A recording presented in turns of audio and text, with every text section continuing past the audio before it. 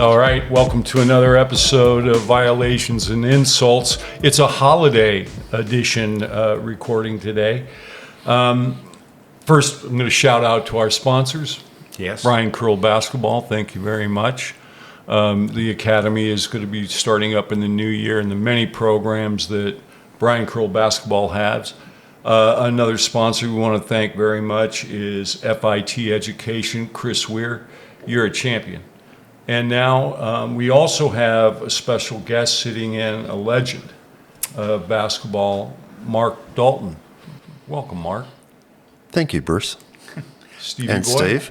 It's great to be here. It's about 40 degrees outside, so we're in the beautiful Steve McLeod studios at South City, Hilliard House. And I'm super excited about this episode to have a good chat with Tang. You know it, mate. We always have start out with shout-outs. And Tang, anything you want to add in, just jump in. You're Okay. like a third host today. Okay. With the most. Starting with Steve, you have any shout-outs? Yeah, I in particular am falling in love with Trey Kell III. I think this guy can seriously play, and he plays the game. I think he had 20 odd points in his averaging, but a game or two, like one turnover, 0 turnovers. And this guy's got the ball in his hand all the time. So his decision making is next level. He's certainly making, in my opinion, Harvey playing best basketball. Even though he got a bit better numbers in his first year, like per game, his output, his percentage is much improved. So yeah, I think he's going super great. Tui, one of the young stars, is starting to be even more impressive. I think he had a bit of a start of the season really well. Tui Yeah. from Sydney, yeah. Yeah. And one of the things our producer here gets quite cross at us when we sometimes forget people's first names, so he'll yell out the back. But it's just one of the things, we're old men, we get that wrong every now and then. But, and mate, I also want to, bit of a shout out. I don't often praise the NBL, but I actually am enjoying this summer of basketball, a game every day. It's a great time of year to be of the year in Australia for summertime. The City to Hobart, Boxing Day test, but to have a basketball game every day, I'm enjoying. I got a couple of shout-outs. I want to Drew Fenton, who is now the MIC at Toowoomba Grammar. Yeah. He won the NBL 1 Women's Championship last year at Rockhampton. Right. Also shout out to Pat McInerney, who's taking the same role at Nudgee College. And our fellow assistant, Henry Monty, I would say Mahoney, but he goes by Monty, at your old school, where you held that role at St. Joseph's Gregory Terrace. That's some interesting selection. I guess that's a little bit of guys that put their head down and life of basketball coaches, I guess. But I was if telling you do it long enough, you get a role. Yeah, I was telling Drew Fenton, I think next to the NBL, I think these are the best jobs in baskasball. I mean, you work a fair bit. They pay well. They pay well. So you got Dan George now at Brisbane Grammar School, Anthony Petrie at the Southport School. Yeah. Don't know who does it at IPI. I'm not certain. The Ipswich Test Eagles. And I don't know who does it at State High. That is Mr. Susie. Brennan Susie. Yeah, he's been there for 30 years. Yeah, and Dave Bennett's at BBC. And he's been doing that since I've been here. they're good roles, and I'm sure down south at the GPS level in Melbourne and Sydney, there's similar sort of roles would be. But when I started coaching, when I was a PE teacher 27 years ago, there was no such roles in the GPS. It's just starting to emerge. So it was a lot of the rugby and all those had outside people being as directors, but it's definitely been important roles that have improved basketball at that level. I don't know, Tang, if you've spent much time looking at GPS or other TAS basketball games. You probably did when Callum was playing, yeah? Yeah, I was always sort of, I coached at BBC for a while. Okay. I was sort of moving around in Sydney. I coached at St. Joseph College, Hunters Hill. Hunters Hill. That's for quite a while. School. So, I ran that program there. So I always liked sort of putting something back into that level of sort of year 10 to year 12 D1 players that, just trying to give them a little bit more,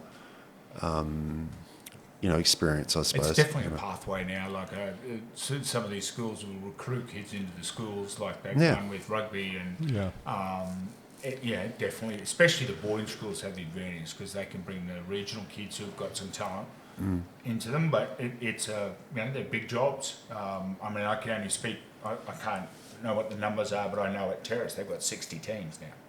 That's insane. Yeah, well, that's a lot of work from someone else who went prior, right?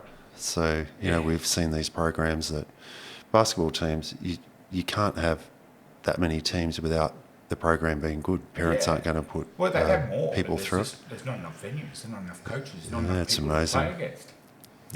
If you're in the 8Fs, the other schools. It's amazing. Yeah, it's amazing that young people are starting to sort of look at basketball like when we grew up as sort of more like rugby league, rugby union, cricket, that type of thing, and basketball was just we were the guys over on the side sort of playing. Why are you playing this game? A good size for a rugby player.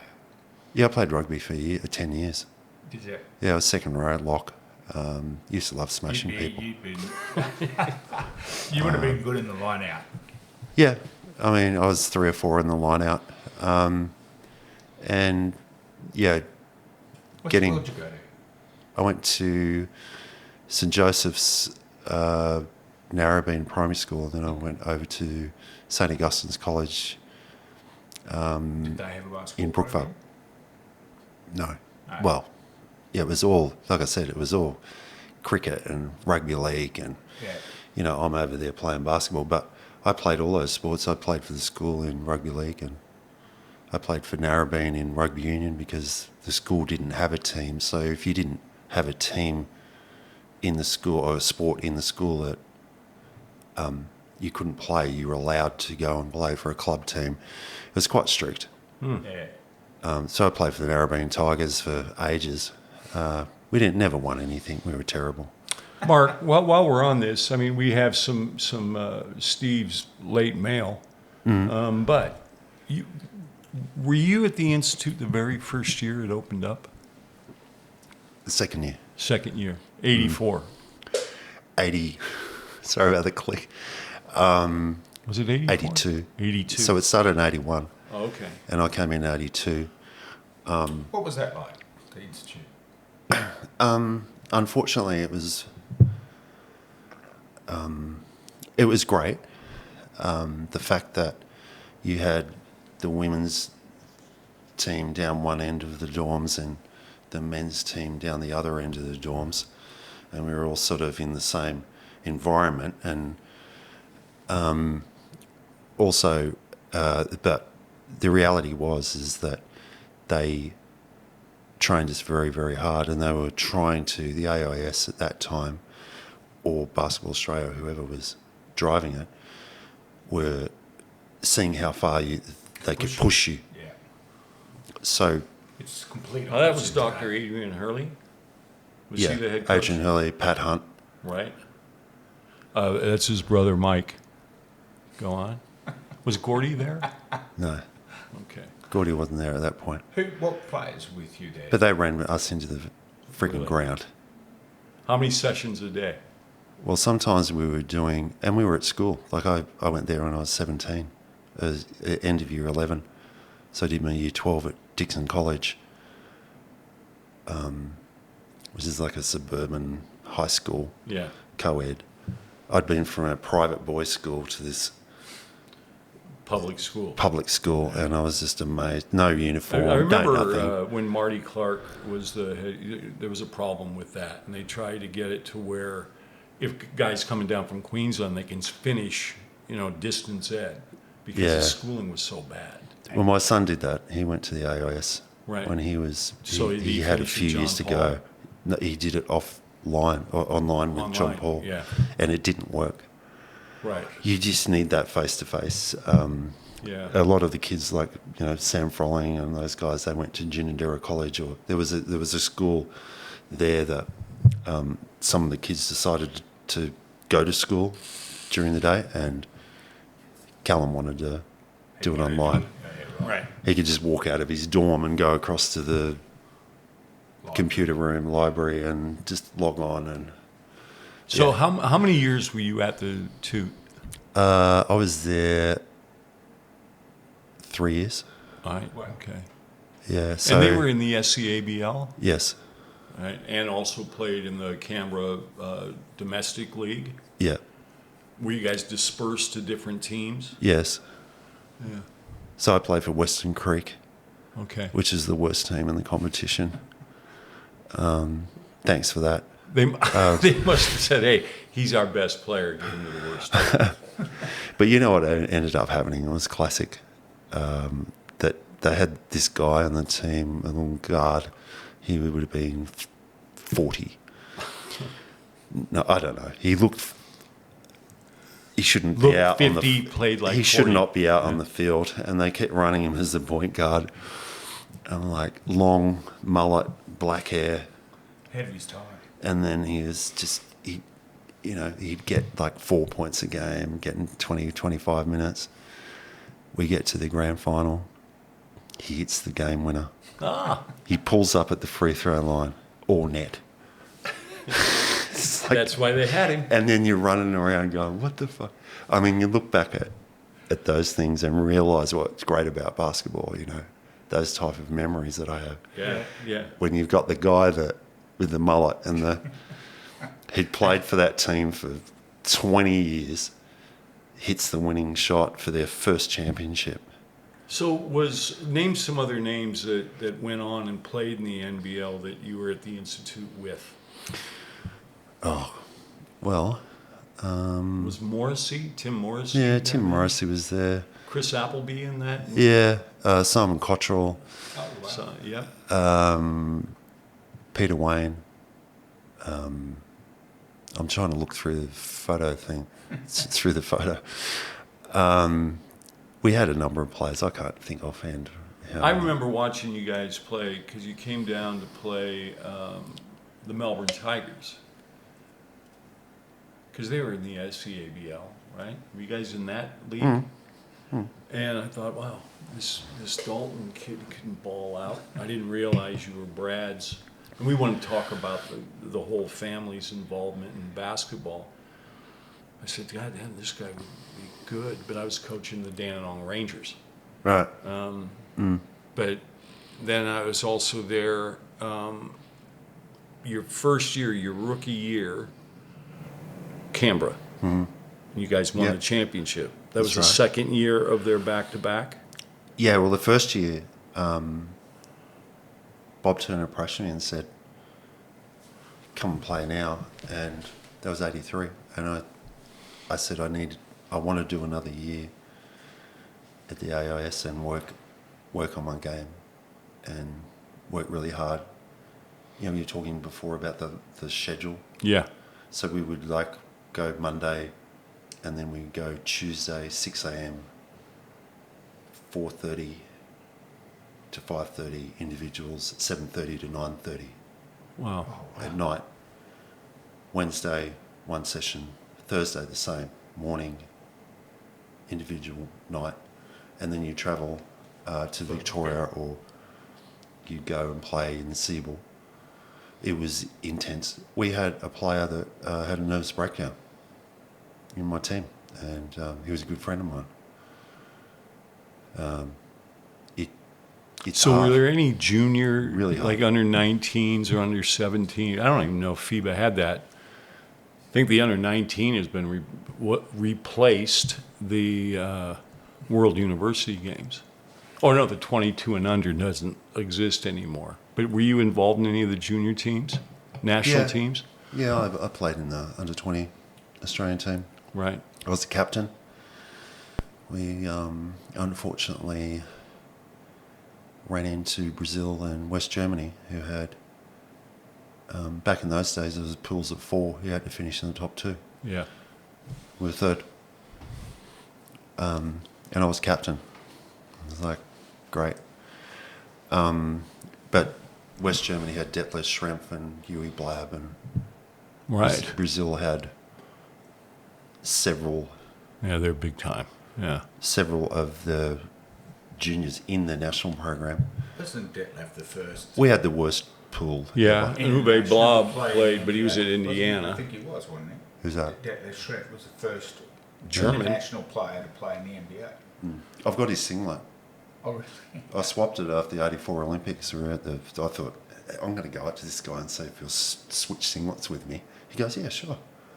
He took my singlet off. Gives me his singlet because I knew he was going to go places. That dude, he was amazing. So you still have that? I don't know where it is. Oh, right. Callum reckons it. My son reckons he doesn't worth have a lot of it money. because I give him all my old singlets. You know, Bullets and Hawks, Yeah. and he's like, yeah, whatever. So I'm assuming he has Detlef's Somewhere. West German singlet, mind you, with the big, the Cover. crazy singlet. Yeah. I'll find it. Yeah, that'd be worth finding. Yeah. Okay, so we're at Canberra as a rookie. Oh, yeah. You guys won it, fabulous Yeah. Phil. Because you won it back to back. I know because I was doing the courtside announcing. Was that at Kilsyth? Do you remember? In '84. Yeah, Is it the Glass House? Glass House. There you go. Yeah. Who'd That's you guys Glass House. play in that final? Brisbane. Wow. And we were 20 down in the first half. So that's a championship team. Come back and win by 2.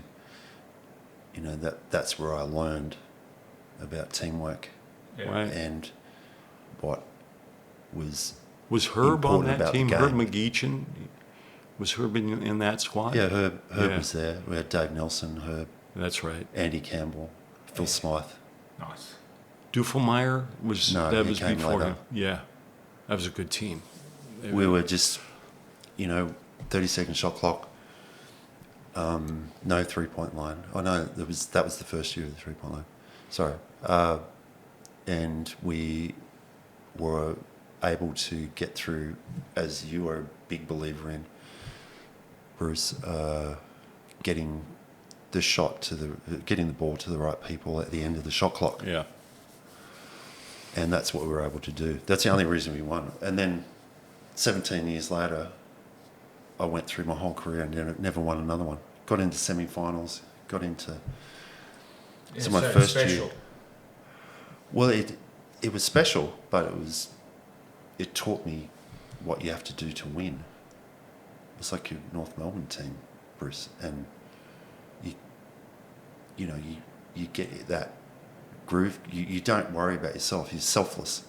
Yeah. So you get the ball to the people. Fisher. You have a job and you do your job.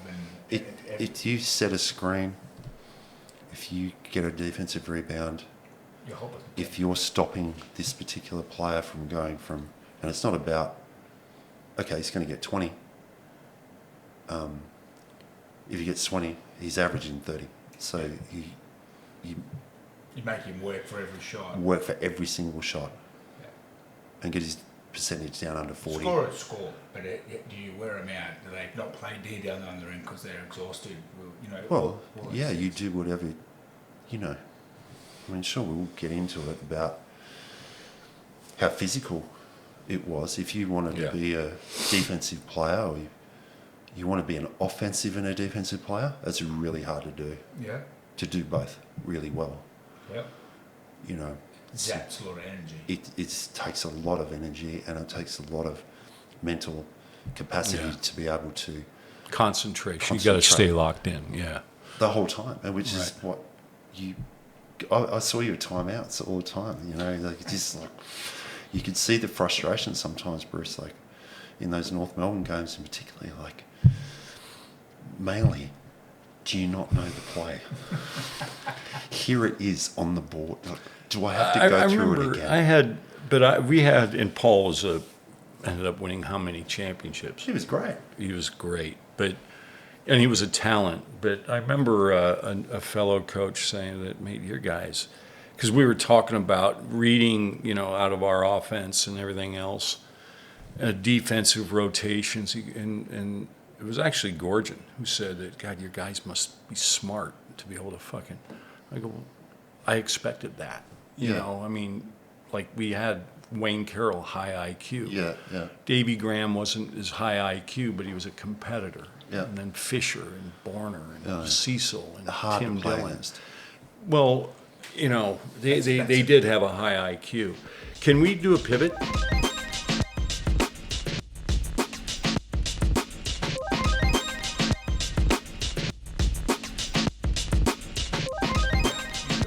We do. About- Okay.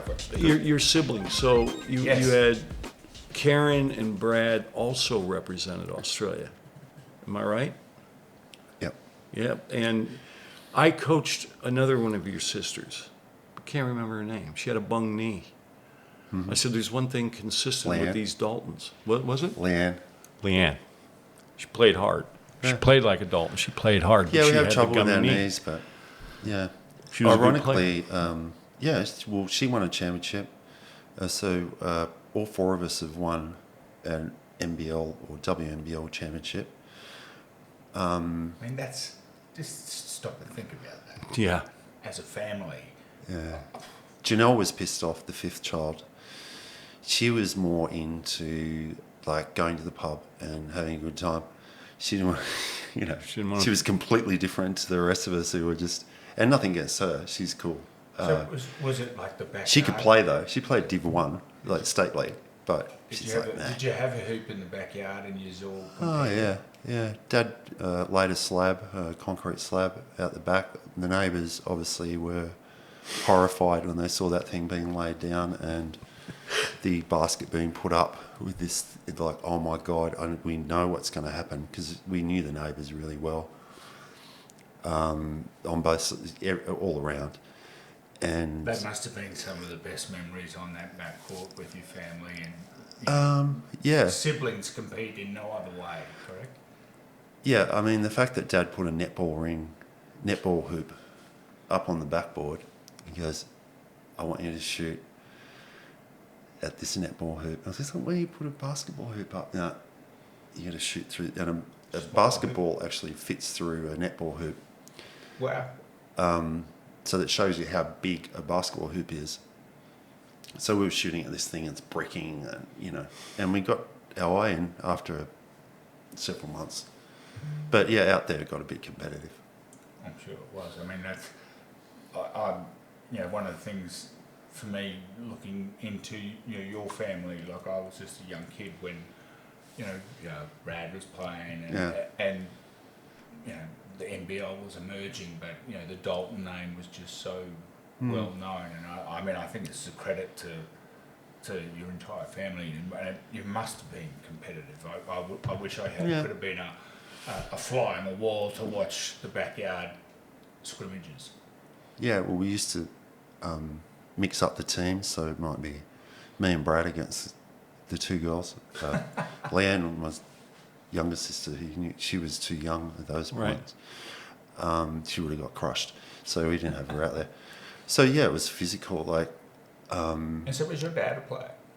yeah, he started basketball in Manly Moringa.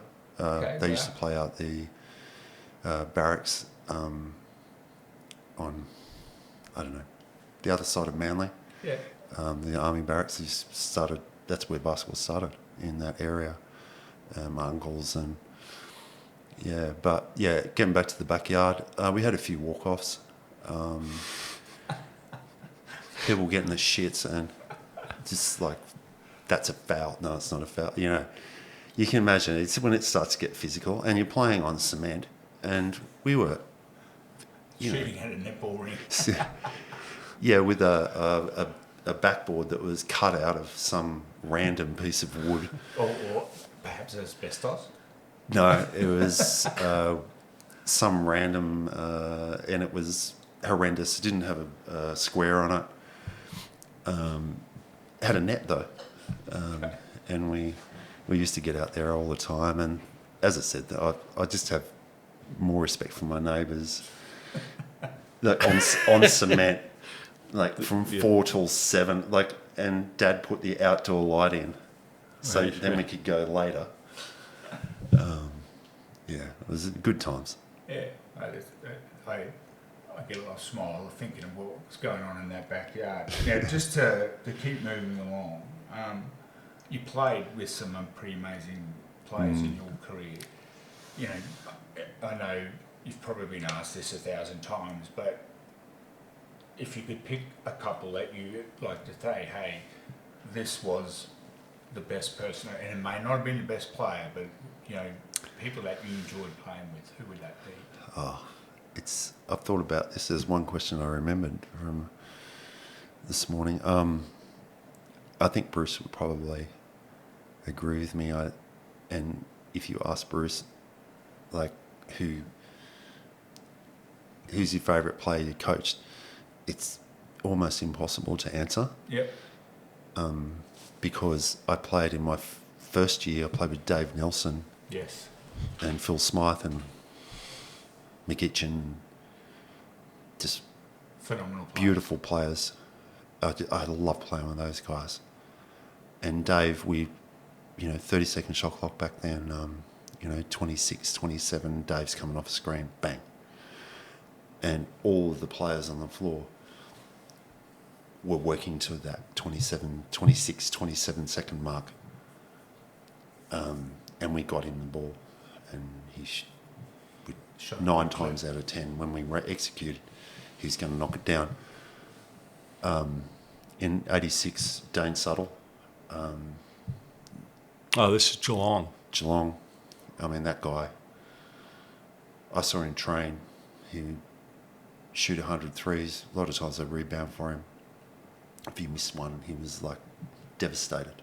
He would hit 96, 97, 98 out of 100, moving around the floor, and then go out and get 48 in a game, or 35 or 40. And, you guys used to get, North Melbourne used to get right in his skin. We played you guys in the VBA championship game. Yeah, that was one of the best of 3. That was a shit thing. You No, beat us in the I first was round. with Danino. So that would have been, what year are we talking about? 86. 86. I came back to the NBL in 87. Yeah. But Suttle, that was a good team. Yeah. Kenny Richardson at the helm. Kenny was Yeah. there. And, How long were you at Geelong then? 2 years.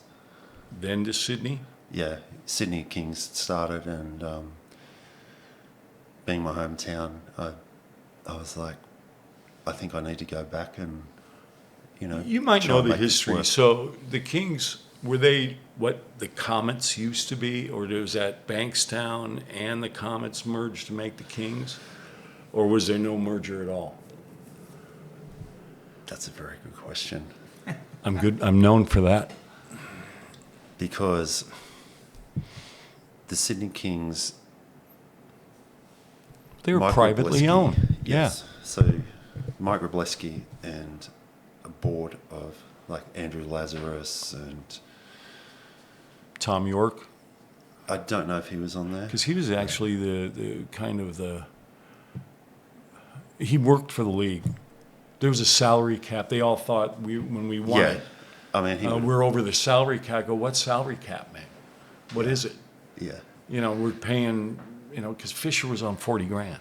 yeah, It was hard to keep him, and that was 88. Then the next year, he got 60. I'm thinking, well, what is the salary cap? It's against whoever wins it the previous year is the salary cap.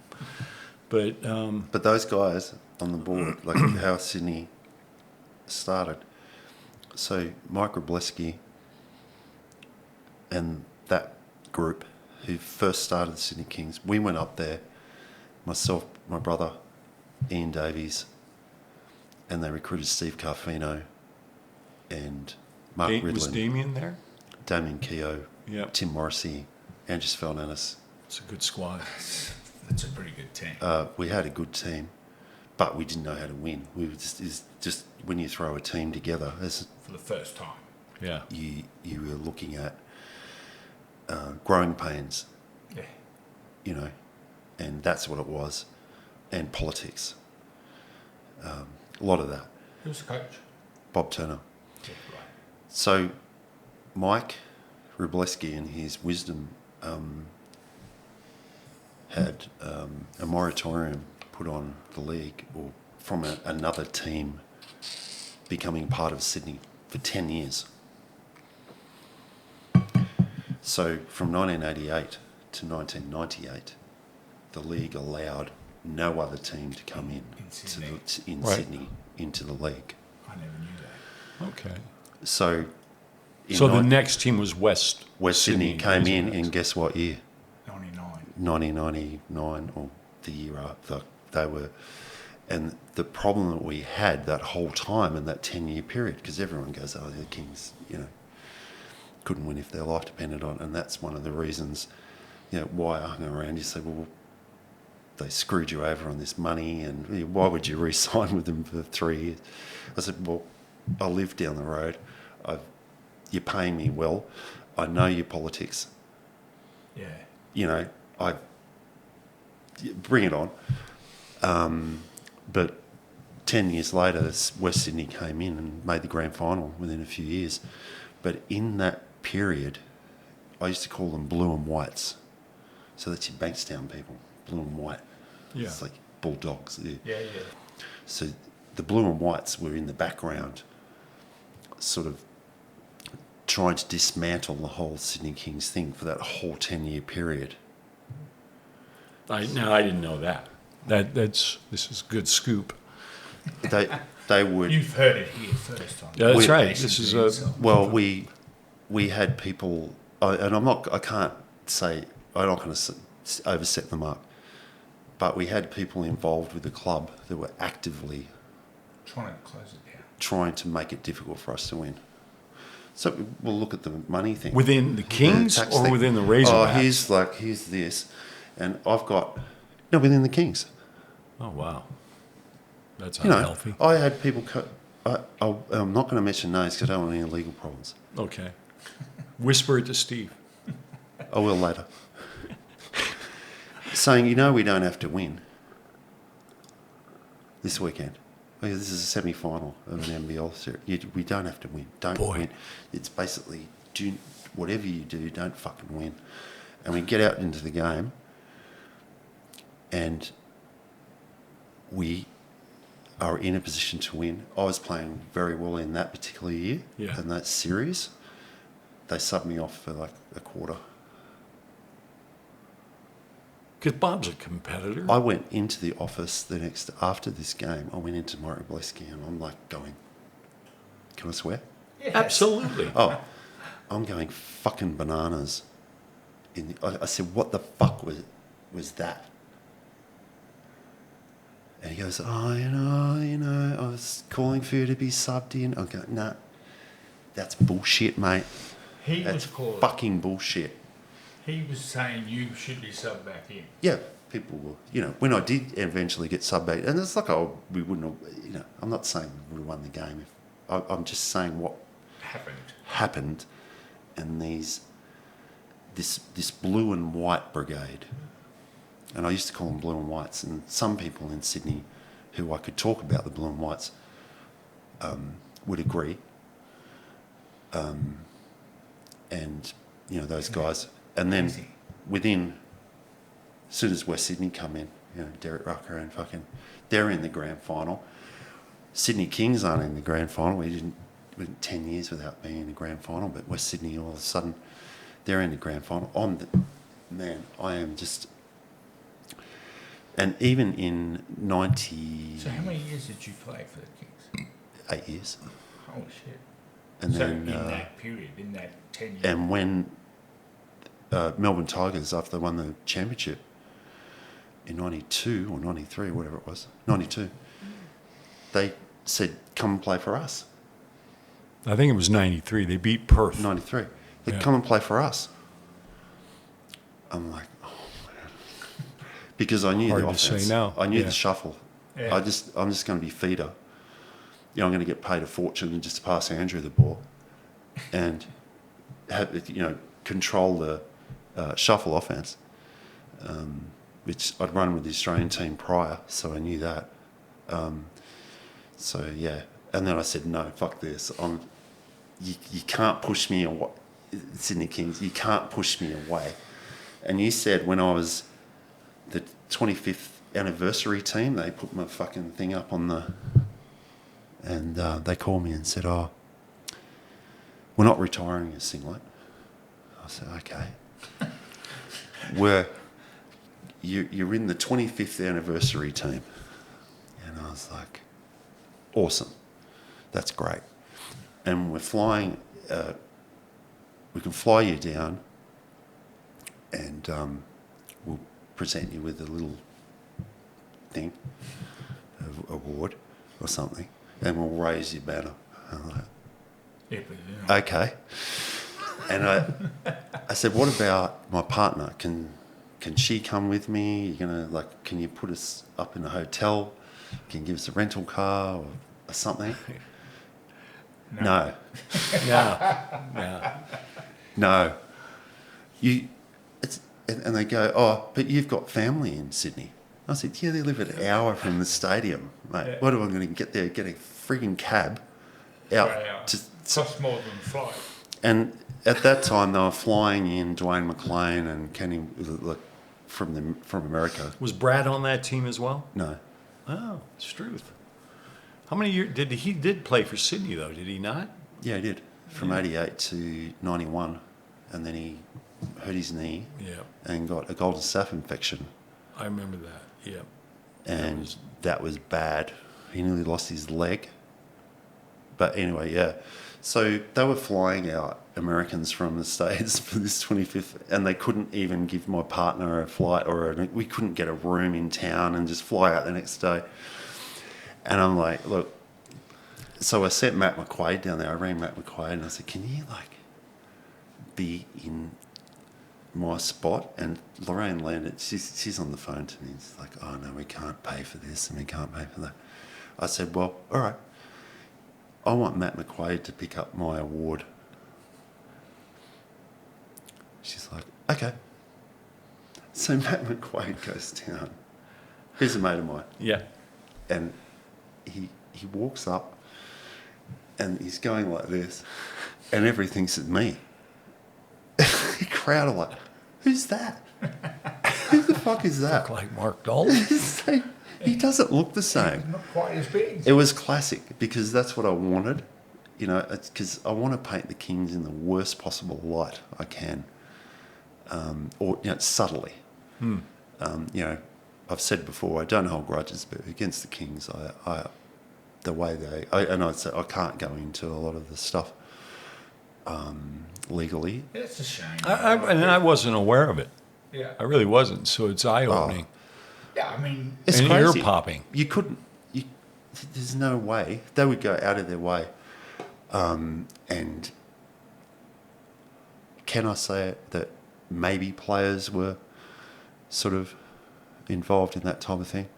Well, Carfino would have been busy campaigning for his Hall of Fame. No, spot. well, Carfino was okay. And Mark Ridley and that, it was more some other players and making it difficult and going along with this blue and white shit. Right. So, oh my God. yeah. So the hard part was that when you, it's like, oh, the violet crumbles and all that. And you're just like, oh my God.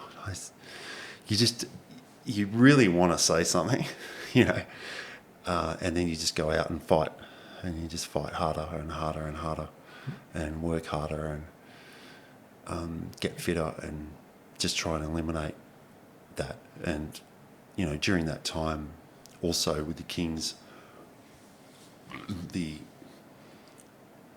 Melbourne referee incursion on Sydney during those same times, you got Hollywood Mal Cooper. Yeah, and you know them. I know them all. Ray Hunt, Eddie Crouch, Yeah. Billy Mildenhall. Yeah, they can come in and do anything. Robbie Barnett was probably the best of the lot. Robbie was very good. He was probably the fairest out of that group you just mentioned, for sure. But when you've got a lot of money and a lot of politics, a lot of things going on in the background, and I'm playing the semi-final series and these guys show up. Yeah. Yeah. you know, It's such a shame. you just can't. And what I said to you about, oh, you owe this money, you know, it was just overwhelming. Yeah. And you can't, there's not much you can do about it. And, you know, I mean, I had such a great experience down there, don't get me wrong, with Sydney. That's my hometown. That's why, for me, listening to this, you can see that you definitely got a knot in your stomach about some of these things, but you devoted 8 years of your career to me. There's not a lot of players that play 8 years at one club. It really isn't. No. No, I was committed.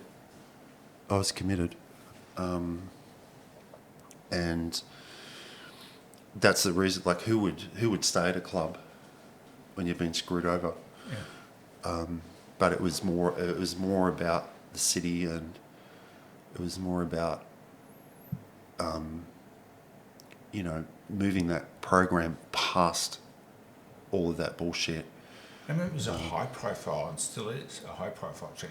Like the Kings, you know, have always Melbourne been, United, Sydney Kings. Yeah, they're just always, you know, just everyone's always. Well, they've since won. Gorgon won 3 in a row. Buford won 2 in a row. They got 5 championships. Not many franchises can say that. No, Hey, can I just give a quick plug to our sponsors? absolutely. Yeah, we're going to do a pivot. We're going into Stevie's final placing picks. Hey, thank you to Brian Krill Basketball and all the many programs that they offer. I know they just got back from Taiwan, did a great job there. And we're just a special shout out to Brian, who came back off that flight and had to go straight into the hospital with a foot injury. So he's out, and great news. Get involved in Brian Krill Basketball. Go ahead.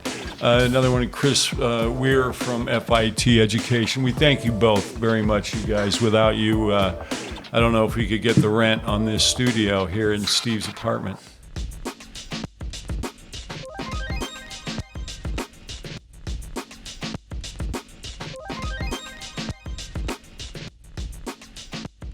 It is a Saturday here, Bruce, and it's very important that we keep beverages. Oh, yeah, you got to stay hydrated. Oh, So how are you doing, Very Mark? hot Do you need outside. any I'm good. hydration? No, I'm good. Okay, because we got other stuff in here. I got now a little segment called Stevie's Final Placings. If you were to pick who are going to be your top 6 and in which order, and Mark, because you still watch, you don't go to games. No, 'Cause I watch mentioned it. every game, for sure. Do you keep the sound on or do you go mute? No, I keep the sound on wherever I can. Bruce is having a little dig at some of the commentary. Yeah. Like Well, that's this not- Hooley, mate. I mean, Hooley Hooley cannot stop talking and talk about garbage. He can't stop the talking. hot- But was it he just a coach keeps going. somewhere?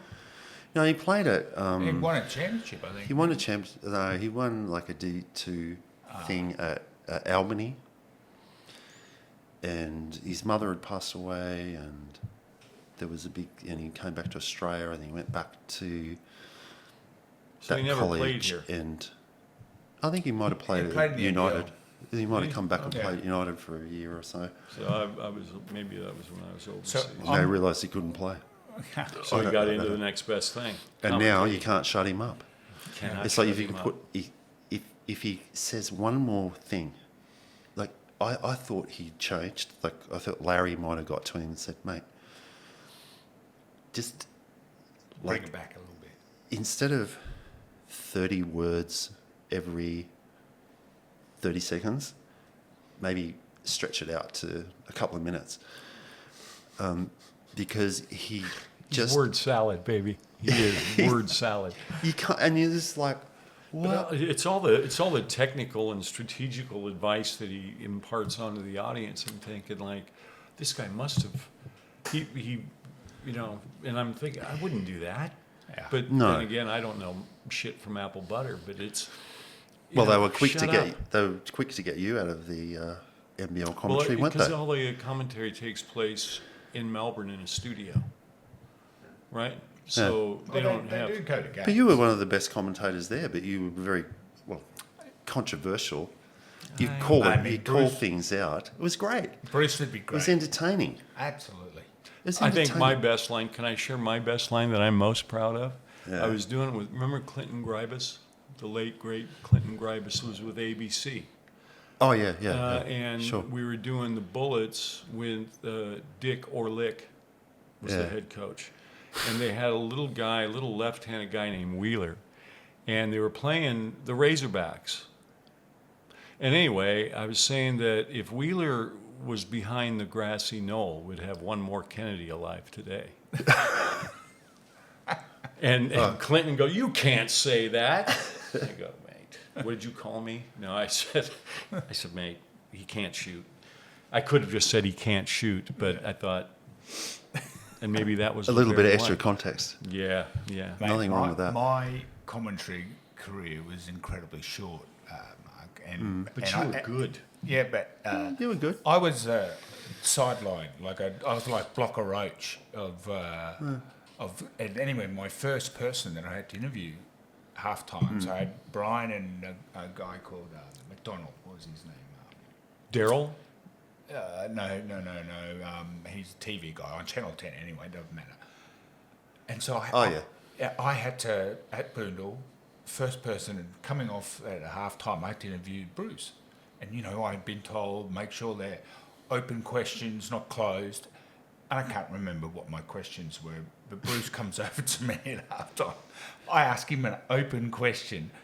He goes, "Yes." And I go, "Right, thanks, Bruce, for that." And I open another open question. He goes, "No." And I think I asked a third, and he said yes. And then they went off, and then he pats me on the shoulder and goes, "That was a great interview, Steve." I think it was Bill McDonald. Bill McDonald's the guy. Yeah, he was actually He had a long career there. yeah. So that just about ended my career on my first interview, thanks to my good friend Bruce. I remember one time you commented on me in a game. Oh my goodness, what did I say? You said I was lucky that I wasn't suspended. Oh, what did you do? Fucking talk about politics. He was trying to get you suspended. Have you I'm like, carried what the that? hell? Have you carried that knot for all these years? Why do you? Hey, I don't care. I want to go back down, He though. forget- Finish that. It was Kieran Mitchell Hill. Kieran Mitchell. He drives into the basket. I come in with a Townsville Suns. swing. Townsville. I come in with a swinging arm, and for some reason he does this layup with two hands towards the basket. Who couldn't does a get to layup the like rim, that with yeah. two? He's just anyway.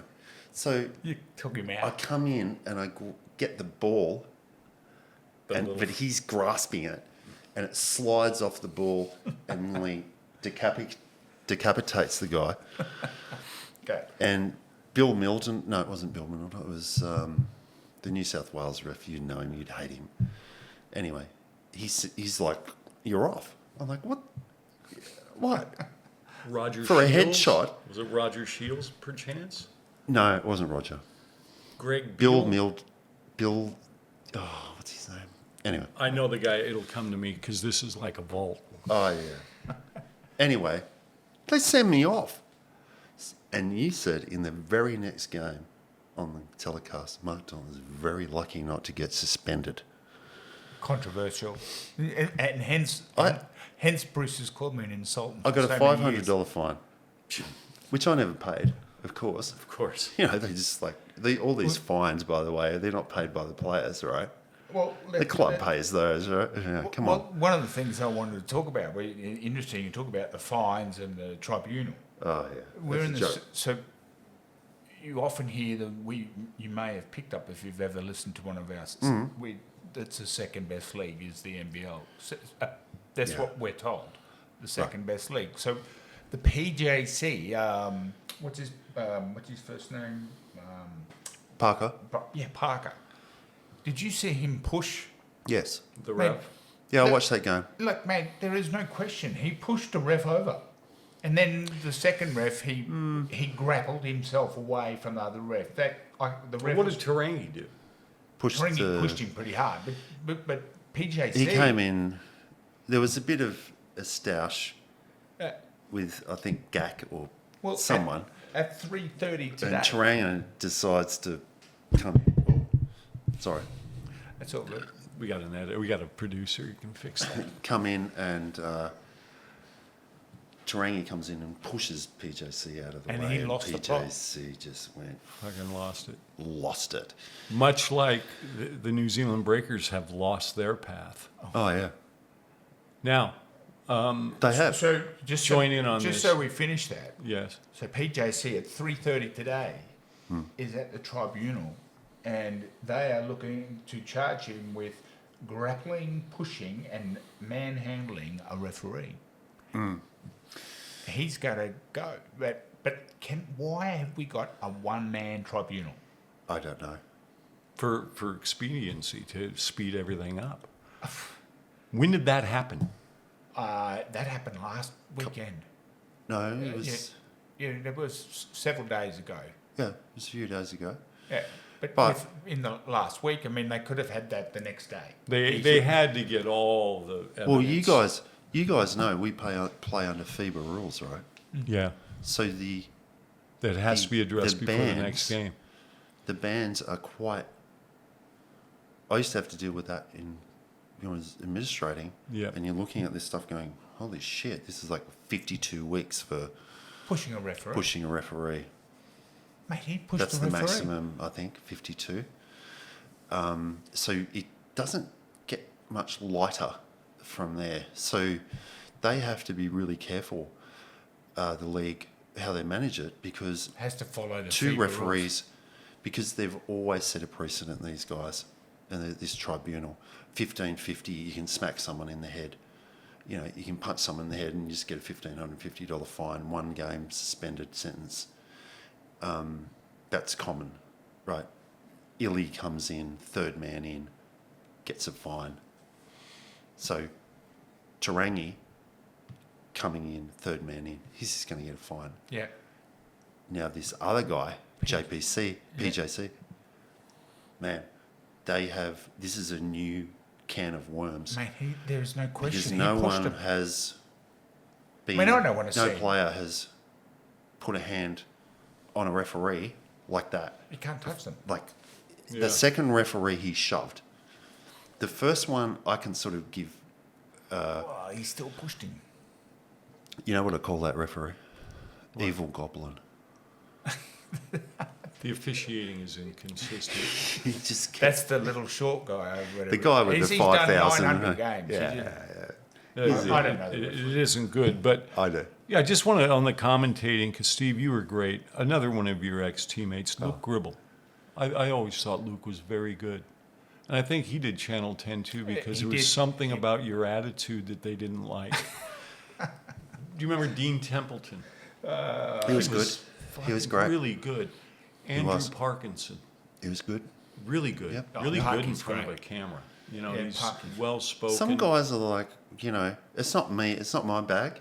I don't, give me a microphone, I'll start shaking or something. You You're know, doing very well today. yeah, but, you know, I'm just saying, like, it's not my bag. Yeah. I'd much prefer to see some of those older school guys in there. I love Bruce Dean, is a piece I of loved work. Dean Templeton. I loved your commentary. Yeah. Yeah, I liked Dean your was great. you know, you guys were great. It's a certain. Well, I think it's good. Andrew's good. You know, he pretty concise with his, you know, technical detail. And across Damien Martin is good. Damian Martin's very good. I think the Kiwi New that played at Zealand. Washington State. As long New as Zealand, Damian yeah, Martin what was his name? doesn't smile too much, stop smiling, just commentate and stuff. He has this big that- teeth sort of teeth. going on. Well, They were knocked out a few years ago. Abercrombie. He's good. He's good, and I wish he would be more instead of the courtside thing. Put him on the because Who's I that? think in New Zealand, I don't know if they do that out of a studio in Melbourne. They don't do know. some of the games. I mean, they were on, you know, everyone, all the commentators. I went to the Bullets game last night and they were all there. Like Briefly, crowd. It looked good on TV. I think since they've been at Boondall, that was their biggest crowd last night. So I have no idea the number, but there was definitely people up in the higher sections of Boondall as you know, and they haven't been sitting in that location. Yeah, so, well, that's good. That's a good thing. It is. The Bullets with Bateman out, so we're just doing a little pivot. We do a lot of pivots, so we'll get into something. Pivot on that. Well, your guy who's had 51 and then he's out of the lineup. How do you replace that? I don't know. Well, what I've read today is Josh Adams was the very first import signed by Tassie, and he averaged about 16 points a game. I remember him. He was a good player. He is a good player, and that's apparently who they're going after. Yep. And they need something. I mean, they were short of cattle last night, 100%. Yeah. Well, Josh Adams, I mean, the only thing I would say about that is regurgitating players from different organisations that have been successful, for But example. I mean, how do they? Why is he not playing somewhere right now? That's the question that I ask. I mean, there's guys that aren't playing for a reason, and then that reason could be they're recovered from injury, which I don't want. I mean, God, I went through this exercise in Japan. The opening game, we had a guy 6'10" from Penn State, and he knew the competition. But in the opening game, he got a rebound. A guy got it behind him, and you could hear his shoulder pop.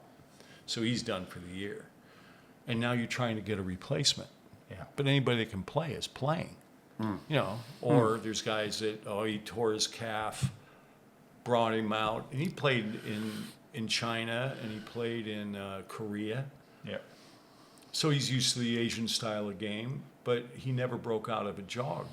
I said, mate, we're not... you're down to your last practice. He goes, I thought I was in. Yeah, right. I just had to show that I was physically fit. And I go, well, that's the problem. You're not. If you can't sprint, you're not going to. And he tried to hit the accelerator, and you could hear the calf tear. Yeah. Well, talking of coming back from injury, they're starting to, like, Prather is starting to blow me away. He is shooting the shit out of the ball. Like, he had 28 last night, and in his previous 5 games, he's had 27, 30, 35. And can I just also sing some praises for his lovely wife? She does a good job. She knows the game, and not word salad.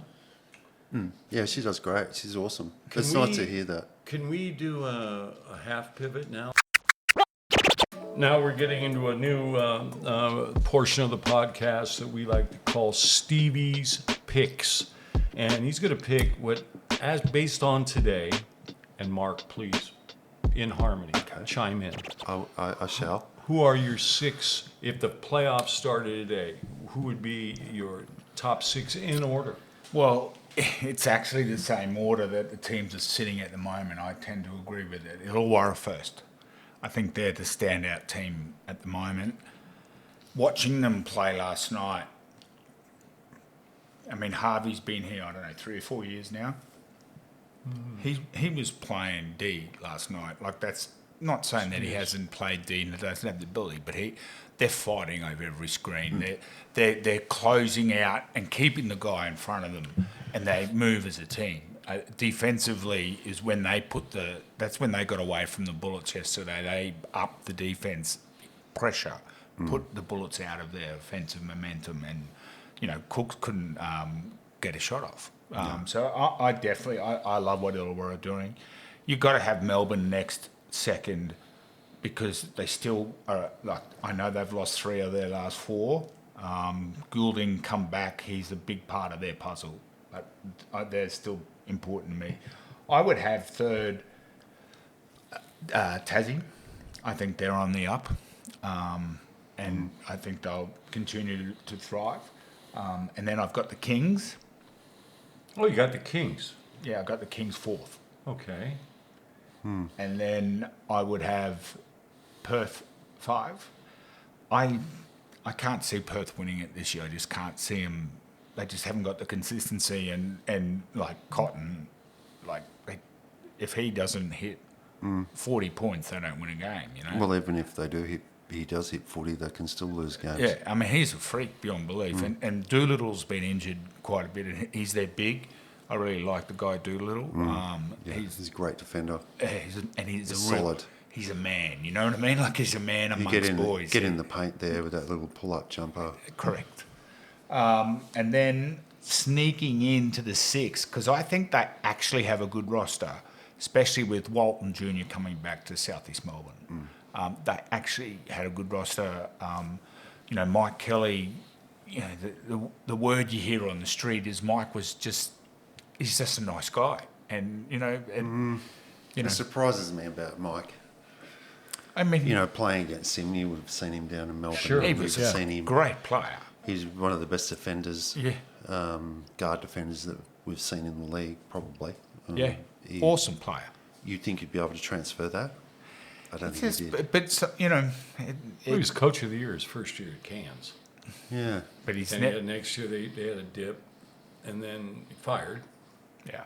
And I was happy to see that he It's- got System. picked up. But Yeah. he's such a great guy. And Oh, yeah, we great all know that. teammate. We love... But you got to make We love a Mike. results-driven. When you're coaching Well, now. I just saw I mean- where Mike Brown, shout out, got fired by the Sacramento Kings. They lost 5 in a row, and he's out. Yeah. Well, I mean, there's got to be some pressure on Ford up in Cairns. They've lost 13 in a row. Mate. He's dealing. Everybody else is playing big Texas Hold'em. He's playing guts. Yeah, you know what I feel about that situation with... I just have this bad feeling that he's on his own. He's always in these press conferences without a player with him. He's always sort of defending the club, and as he's always done. And I just feel like I'd hate to see that guy hung out to dry. I just, know, these I would clubs too, were- because he's taken it on the chin. And Yeah, anybody that's every gone press through that- conference he's done, he's been professional. yeah, And they're doesn't make winning excuses. games. No, Yeah. it's like we just... I think there's, of the 13 losses, there might be 2 or 3 that they were out of it, lost by 20, right? The rest of them, they're in every game. Yeah, they're just sort of, and probably be good to talk to Bruce, when you get into, and fortunately I haven't been in that situation too often, but when you start losing a run of games, it's a different mentality. Oh yeah. Yeah, everybody's asshole Titans. Where we did when we won it in '89, we lost 4 consecutive games, and it's about the quality of your personnel, your players, and your coaches. It's like, hey, whoever we have next is going to be in for a dogfight, and we came up here and thumped. This was actually '88, not '89, and thumped Brisbane, and that was when the Expo was on. Oh, yes, that's So 88. we partied as if it was 1999. Oh, really? No, I like your 6, mate. I agree with Gong. I do agree with United, and I'm going to make a point here about Australian point guards. I would put Kings third, then Tassie, then Southeast Melbourne, then Perth. Oh, you're pushing Perth down. I just look at the way they play, mate. Offense, and I love John, really. Yeah. Got to coach him 1 year, recruited him heavily out of Gonzaga, admire him as a player and his love for the game. But, God, they're loose offensively. It's like it's not a house fire. And some guys, Cotton, Winder, belong in the kitchen. The other guys are in the tool shed.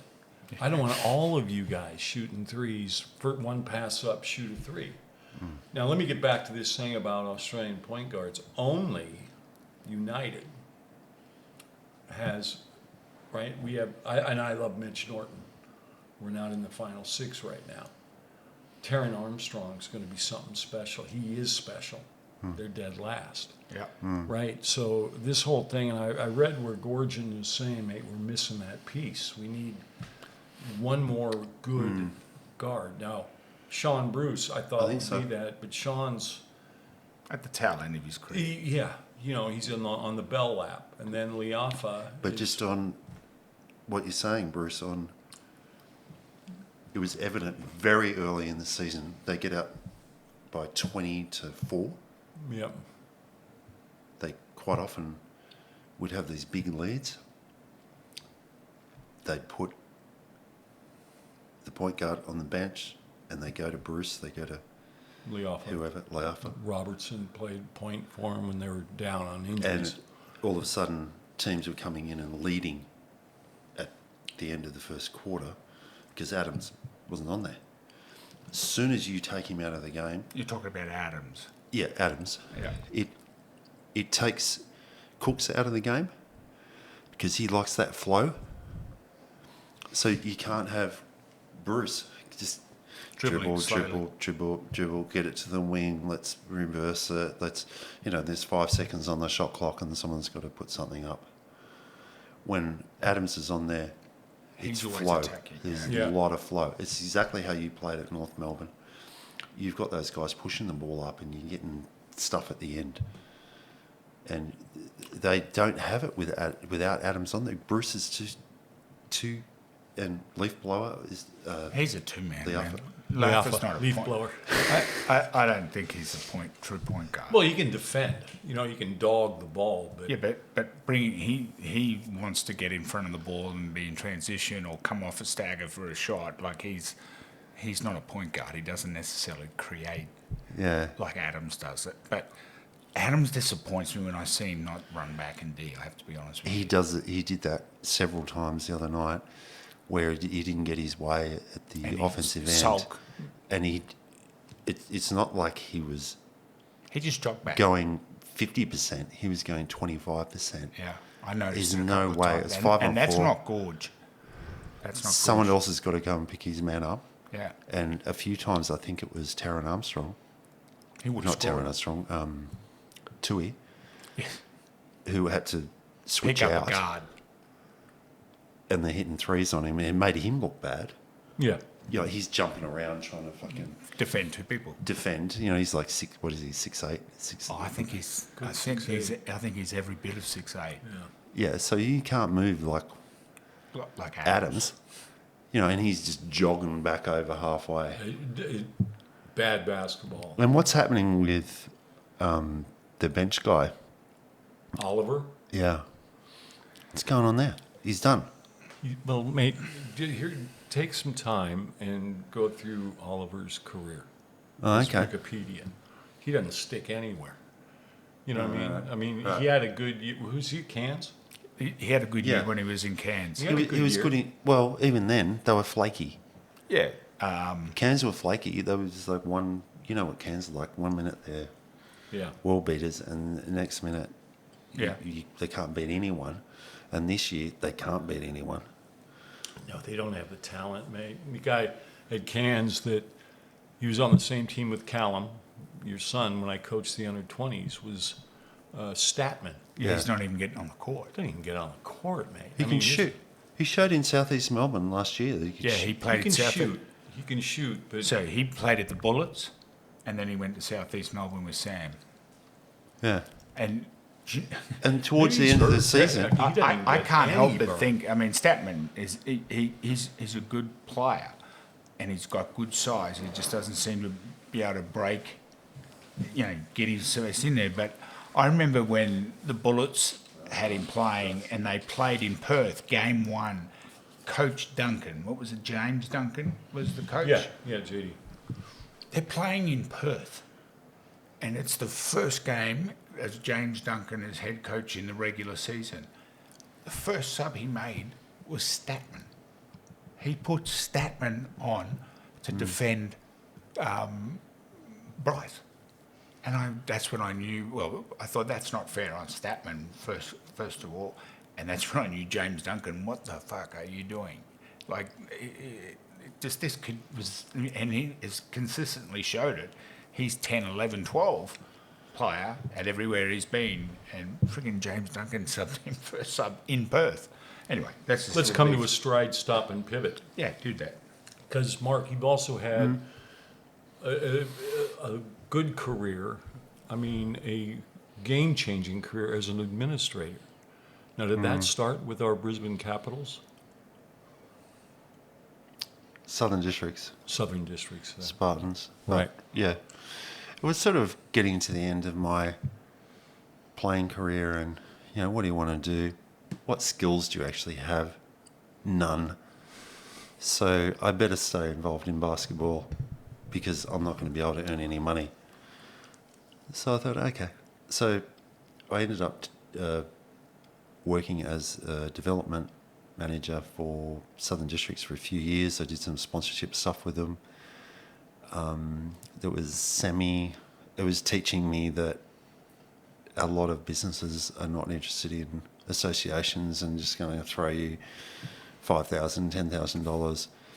They're like, what do we actually get out of this? So I moved from there to, that taught me a lot, working with Alan Ladwick at Spartans, very good boss. Went to Brisbane Capitals after that, down at Auchenflower. And I was doing similar things there, and then we started ramping up I really was into the state league. Right. At that point, I wasn't having to coach. So I was also involved with coaching, but not that particular program. And you were involved with the women's team at that time. And as you know, Who was the general manager then? Freddie. Was Freddie still there? Was Freddie still there? Freddie was there, yeah. Okay. Freddie Van Dongen, for all you who haven't done the research. Freddie was there, and, he was interesting to deal with. He's old school. You just sort of roll with, he would roll with my punches, I'd roll with his punches, and just sort of, and He then, was at the tail end of his career. and then I had Shives down there as the head coach, so I had to deal with Shives as well, who was, The good thing about Shy, he keeps his opinions to himself. Yeah, it's because I had Shives and you down there, which was a nightmare. Because you guys are just Full on. I remember coaching with Shives. That's why I stepped out of assistant coach with Shives, because I remember one time I had him by the shirt. I'm trying to pull him back from the officials. I'm like, mate, I've got him by the polo, and luckily they were well made, Right. because it would have ripped. So whoever makes the shirts down there at Brisbane are obviously pretty good. So I'm pulling him back, and I was like, I just need to focus on the administration side of things. So from Brisbane, I went to coaching, and I worked for Lang Park, and I worked for Brisbane as a development manager, and went up to Logan. Job came up at Logan, and I walked in there, and I was just like, wow, this is about as feral I've ever seen a basketball stadium in my life. Oh, it's horrible, isn't it? I was just like, what have I got myself into? Let's be real on it. Our facilities are shit. Collectively, yeah. You walk into everyone like, what a dump. Like, have you been into Auchenflower in the last... It's the same as it's been since I came here. Well, the like a flood bomb wiped site. it out. Oh, no, I haven't seen that. Yeah, have they still got the temporary court on top of the court? No. But, because they, got ravaged by another flood. Of course. So they're trying to build a foyer or, a terrace that connects court 3 and 4. Right? So you don't have to go downstairs. You can walk there, and there's going to be a canteen, and there's going to be office space, but it takes away a lot of the seating. So a lot of it. There's no seating there anyway. Well, if it weren't, because weren't you the one that brought the bleachers? Yes. Thank God. Or else there'd be seating for 60 people. We the same at Logan. You just got to get into council, and I think the Brisbane one didn't have that much. Shives just the little seating thing we had there. Yeah. We bought that like off Gumtree or something. For like $5,000. He's just like, here it is, a grandstand. And Shives is like, we should get it. Went to the board, and they go, yeah, let's buy that. It's crazy, ridiculous. And the problem is before each game, they had it's a frame that you have to put together, and then you've got these huge wooden blocks that have to fit in between each. They're quite wide each section, aren't they? Yeah, we were carrying them from out in the car park. You know, it was like we had it stored out there, and I mean that's how it became such a great environment, as you know. Down at, Brisbane. But I think generally until you arrived at Brisbane, the QSL was no different than Wasn't their fun. GBL. It wasn't fun. They didn't make no importance to it. That's And, right. That's right. You know, if you even look at the board now, because I still love the Capitals. I'm not. Of course. I'm not doing any of the work that I did because I wanted to coach. My No. health is better. I hope it knock on Formica. Wood chip. But I was looking after the 6 senior teams, and the that's a board lot. is made up of all the clubs, right, that make up the association. So they sit on the board, and they rightfully have the pastels. What's in it for the pastels? What's in it for this? And I never thought that the relationship was harmonious. Then the other board members, mate, you're not doing anything to go out and raise money. Come to the games, mate. You know, would be this year. I don't know because I had to be there for every game. I didn't see our president. I didn't see Senstock, Larry's older brother. I didn't see him. So if they're not out raising money or exerting political influence, because I'd love to get that park, half of that park, which is all heritage listed. Because Right. if you walk up the top, there's a statue of a soldier or something. yeah, you know, so, okay, but we don't need the whole front of the park. We need enough to build another 3 courts, parking underneath.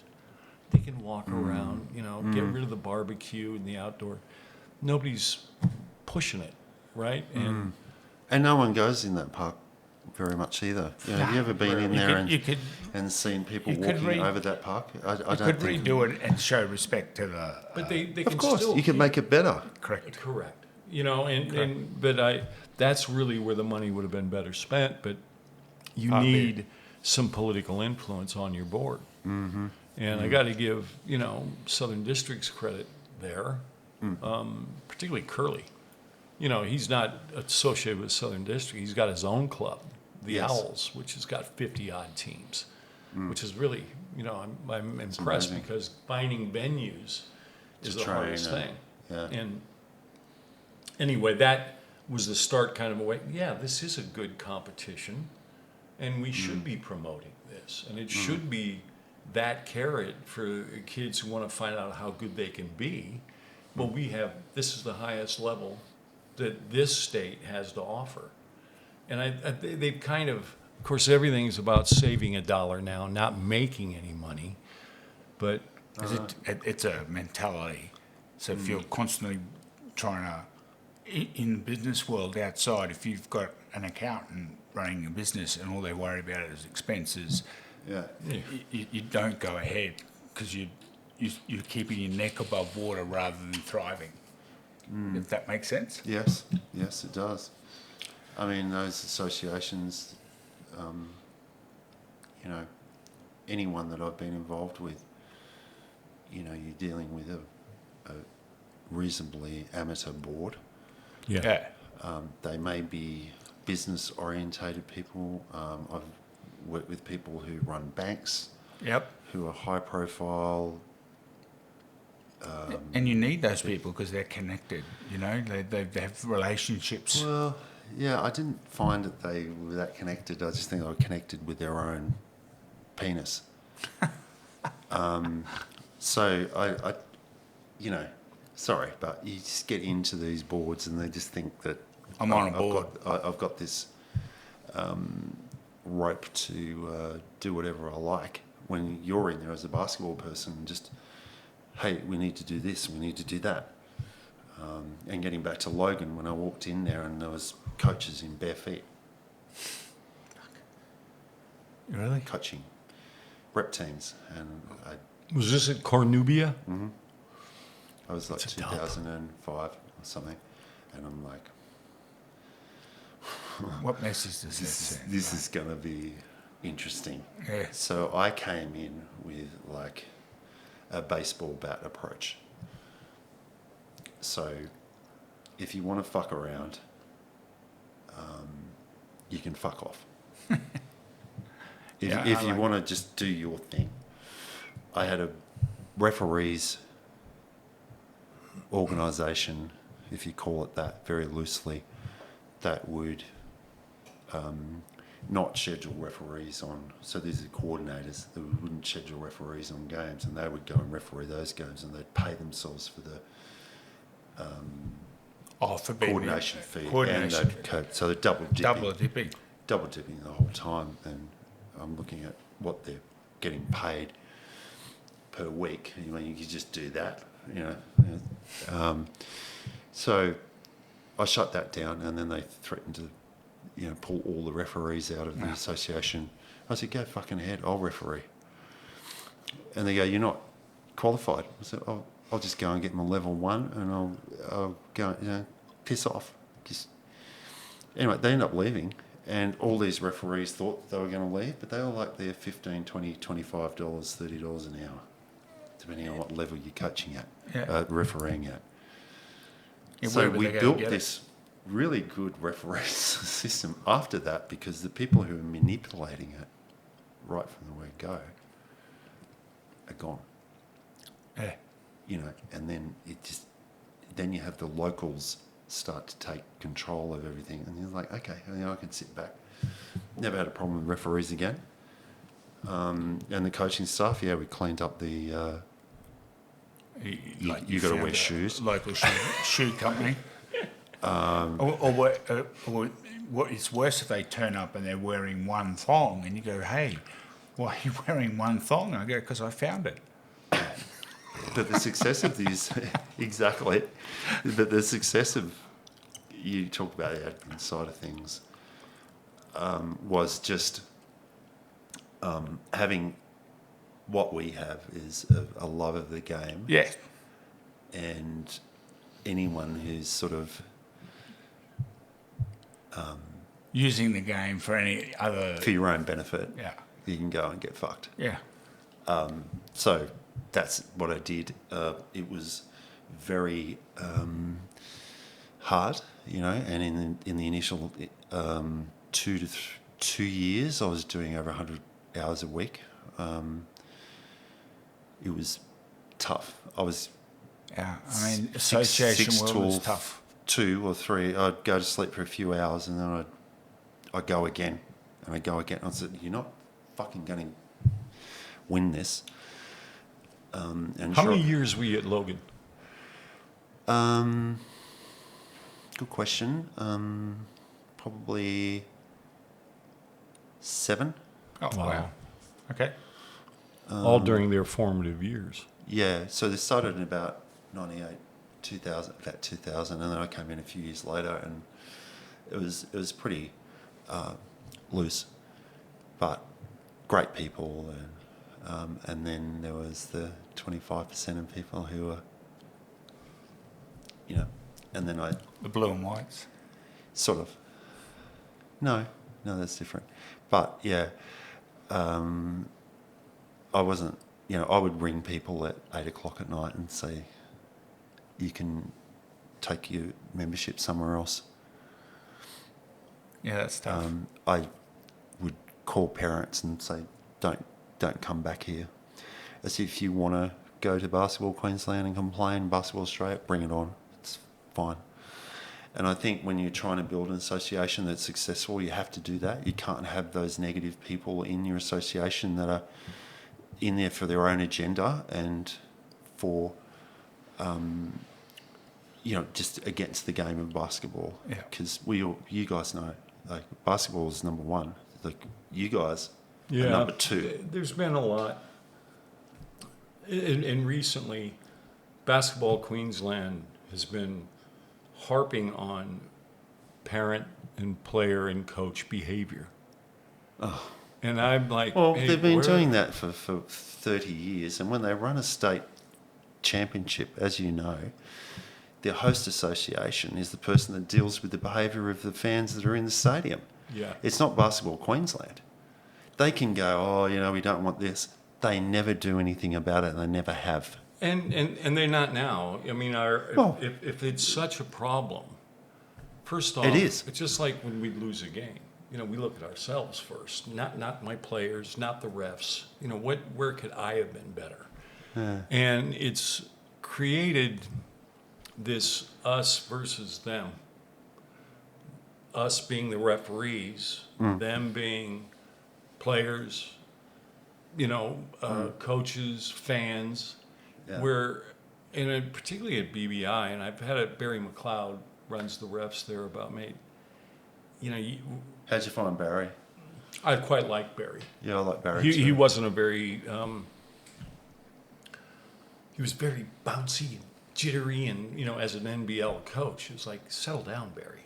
You look like eyes are batting around. You look nervous. But this thing where, this us and them, I went and watched the under 18, and we have a really good, Capitals have a really good team. They lost to Southern Districts in the finals, but now the state championships are coming up. Right. And Ashley Proud is a coach I really respect. Perfect. And he's got He usually takes the 18s. opening play. He's got a 6'9" kid who's going to be a good player, but he gets, fouled. Yeah. And he goes, when they come back down, he goes, hey, mate, watch this. Tech. It's like, Tech. Yeah. it's not questioning. You just, like, wow. But they got the green. It's us and them. They have no repercussions. Barry's up videoing it. I don't know what Barry's saying. And I remember Vaughn Mayberry last year, I was saying, why don't you get ex-coaches or players to also evaluate the refs? And Vaughn's he goes, doesn't know the history of the NBL. He goes, it's never happened and it never will. And I go, Terry Austin or Aston was the first. And again, I give Bill Palmer, Lindsay was really big. We don't want the referees evaluating themselves, right? No. Solely. You need another voice. So, They're never going to do that. they're never Gary going to. Fox did it for a long time. Well, then Gary Mike was Slusher Gary was okay. At least you heard from him. every right? week. Yeah. So that was a difference. He would say, "Well, this is what it is," and I think that was 80s, wasn't it, or 90s? 80s and 90s. He was in. 89 we won. That was Terry Aston, so he was 90s. Yeah. And But Slusher came in. Slusher was Gary was good. Slusher was he didn't follow through. He said the refs could have come in just when we're playing either Magic or whatever they were called. and this is the problem now. I mean, we're waiting for the This is a joke. the response from Tarangi. The push is of course it's not going to be worse than Shea Illy and the Melbourne United thing. This is to push, so you got like an $800 fine or whatever. Yeah. It's like that'll be gone. Mate, we'll then find out this we're- afternoon. We're holding officials and grabbing officials. That's it doesn't matter what sport you play. He could be in a lot of trouble. Yeah, I think Yeah. so.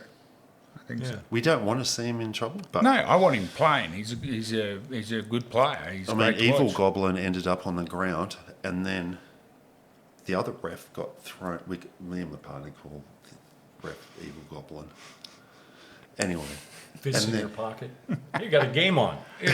Yeah.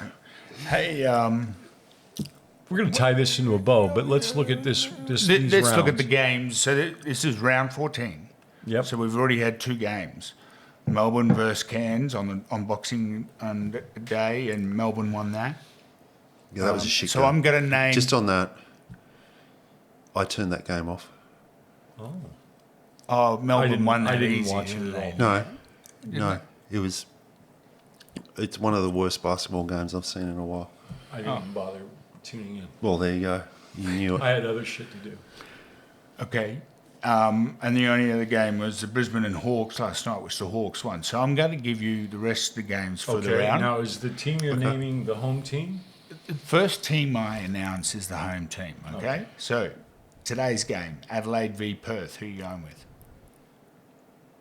I'm going to go with Perth. Go Adelaide. Basil Jivic. I don't know. Vaselina's back. Sloppy Penis is back. Great. I think it's just a toss of a coin. Did you say sloppy penis? Who's sloppy penis? No, it used to be me and my partner. We have all different names for players in the league. So who is sloppy penis? Is that Basil Jivic? Yeah. Go on. That's cleared up. That name might stick. We're going to make some T-shirts. If he comes back, I had to throw it in there. I love it. Not really an insult, but it will catch the ear. Oh, yeah. So I think having him come back is going to tip it in Adelaide's way. You're picking Adelaide. Yeah. Okay. And then we have, so these are all a day apart. There's one game a day. Tassie versus Brisbane. I'm going Tassie. It's in Tassie. Because I said them first. Well, Now, who did Tassie pick up? Or who you were talking about Josh Adams. Who picked him up? Brisbane are trying to pick him up, but he won't be ready for that game. If they get him, it'll be the second game. A guard. and what do you guys think of Hummer in Tassie? Not much. He looks Blue a bit. collar.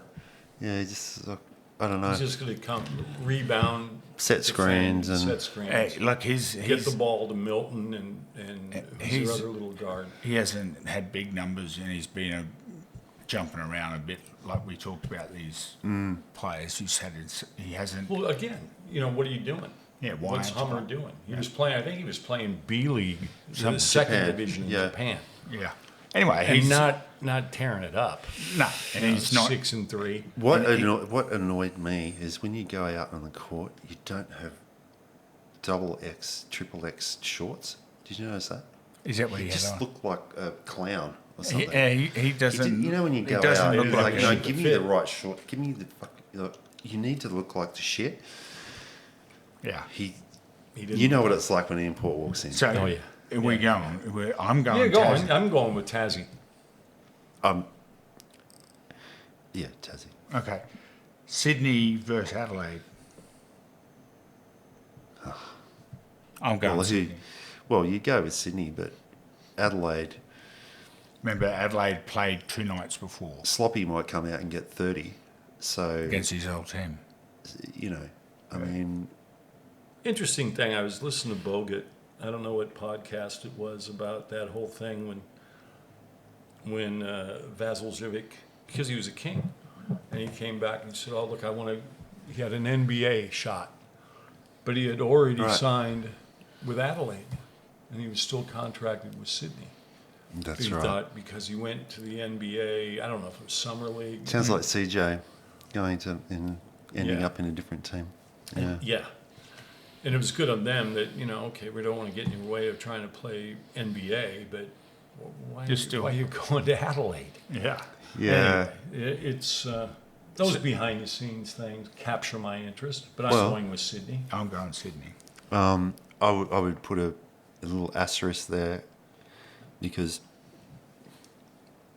I'm guessing Trez and Davis and those guys, and you got these guys come back. I think Oh, you I think? wouldn't be surprised. Yeah, they could do it, but If I think Adelaide- two, Adelaide. two games. They played 2 nights. So I'm anyway, gonna it's in- go Adelaide. I'm gonna go Okay. against the grain. Okay. Okay. Then on the 31st, New Year's Eve, there's actually 2 games. It's Illawarra versus South East Melbourne. I'm going Illawarra. Well, South East Melbourne almost beat Illawarra, I think, recently. They seem to struggle against teams that are free-flowing. Like 2 of the losses Illawarra have had against Adelaide. So, what does that tell you? teams that have no structure just run up and down and play jungle ball Sunday afternoon at Albert Park. So I wouldn't be surprised if South East Melbourne get up in that one. Like it. And then the game of the round, Cairns versus the Breakers in Cairns. Oh, well, don't ask me about that one. Have you ever seen a team, I know you guys have spoken about it, have you ever seen a team capitulate as much as New Zealand? Well, mate, we did a podcast on a deep dive, And we liked so them. and I was swinging off nuts. You know, it were. was, And Yeah. they've just have been disappointing. well, Meninga looks like he would rather be playing a different sport right now. He looks like he's been. When he started the season, like all tough. world. He was tough. The Mexican kid, I know you know his name. Kareem Lopez. He's special. I mean, what I'd be He's doing right 17. now, if I was the Yeah, I know, coaches, I know. I would be going with Barstow, that kid, Kareem. I'd start going with the kids. You know, like Mojave King, is he a breaker or is he a Cairns? He's a He's breaker. breaker. I'd play him. Bugger it, because I don't reckon Mooney's- PJC will be in that Mooney's, game. but how's Mooney? Like, you get 1 for 10, 3 for Yeah, 10. he's a much better player. he's than been Boyes. They're not disappointing. Not getting- producing. I saw him and PJC. I swear they were having a bit of a dig at each other. Yeah, they were, yeah. There's something going on there. And Mooney is starting to get, like, looks like he's going to turn around and punch someone in the head on the Yeah. court. You know, he's a great shooter. We saw him earlier in the season, like in Sydney, that Sydney game, Absolutely, and yeah. he's like bang, And he- bang. yeah. He's just net, no rim, like boom. So we know he can do it, but he's not doing it. He's not doing it. And they all look defeated. He's frustrated. So I'm going to go angry. for Cairns They to don't break look happy. break their 13-game loss. I think Cairns going to win that at home in Cairns. You reckon Cairns are going to win? Well, I got to say this about Because I reckon Adam PJC Ford. I think- won't be playing. I think if he was playing, I'm going New Zealand in that game. Okay. what did you just say? PJC 's not PJC playing. may not be playing. I think he'll be suspended. For the suspension. for the Oh, Braves. good point. Good Yeah, he's point. going to go for that. He could be gone for But like I a long want time. to. 'Cause I don't know if we talked about this earlier about Adam Ford. Like Yeah. class. You know, they play hard every. They're in most games. Yep. He doesn't have the cattle. You know what I mean? They had a tryout at the start of the year. Kyle Adnam got signed from that. My son He's was one of up their there. better Callum was up there. I don't know why they didn't take Cal. I mean, I rate Callum highly. You know, I mean, we had that. I loved him when we had him in Well, the he under-20s. did because he was going to take Callum, but they went with. Gack. Some funny name. No, Fisher. Anyway, they took another player, and so you know, Callum could end up in Cairns next year. But honestly, it's not a. So do you know, is Callum going to play NBL 1 with Logan again? Yeah, he's up with He had a Logan. great year. You know, I mean, and that's the thing. And here you see the Bullets have a tendency, and I'm not criticizing the coaching staff. This is just No. their culture. Callum was there. Instead of developing him, you know, you're not productive, you're out. The guy that we had with the Capitals last 2 years, he's from Geelong. Johns. Johns. Mate, you know, I thought, here's Johns, he's an orange, and here's Bairstow, he's an apple. You know, only Johns is 6'9". And mate, Jared, I love Jared Bairstow. But what do you get? You know, I mean, where's the big difference? Bairstow was in a winning team. You know, and they had the kid Gabe Hadley. Can shoot the piss out of it. And I don't care, you know, I love guys that can shoot. You can't get enough of them. And 1 year, and discarded. Like, God, man. That makes me think, you know, what are you grappling to get? You know, I mean, it's good to see that they're playing Isaac White, and he can score. But he didn't have a great. you know, Didn't have a I great just game, don't so. know. You know, and again, we've been singing the praises about what's his name, the Kiwi, Harrelson had him with Terrell. Terrell. He still can't handle the ball. He's a horrible passer. He's hands improved. of stones. He has definitely improved, but he didn't have a great game. Sam won that battle last night. So. Well, Torriel needs to get into the barber. He needs to like trim down, like get on the weights, and Yeah. I mean, he has this beautiful flow about his game sometimes when he just goes bump, bump, yep. I've seen him like kill Callum, my son, numerous times. Gazoon type. You know, he's better. He gives Callum a hard time, but in the NBL, like the other night, he just looks a little bit. I don't know. Oh, I've been. He hasn't hit. He's not hitting that perimeter shot. He's not there yet, and but you know he's improved. going to go. Great player. Well, Yep. what do you think about? What do you guys think about Sikorsky? They're not getting the best out of him this season. He was Yeah. better last year. Yeah, but, he but was. mate, I've seen him set 6 screens above the 3-point line in a 24-second. You know, Yeah. mate, he needs to be in the alley opposite the ball. He needs to pick and roll. That's where you get it. Him outside the 3-point line is a complete waste of time. That's right. I think I asked. I think it was you, Stevie. Between Tui and Zakarsky, who do you think is going to go in the NBA first? Well, they're saying Sikorsky's got to go first, but I think Tui is better. I don't see it. You know, I mean, that's a he's I think still there's a project. Tui. You know.